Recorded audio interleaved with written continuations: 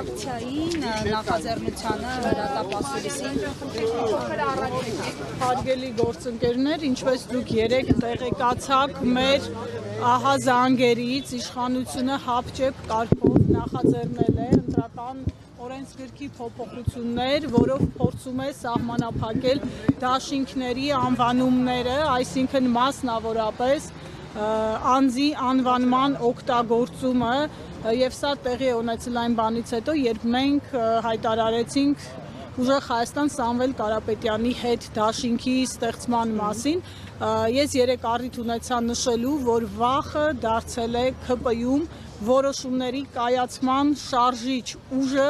այս հապճեպ նախաձեռնությունը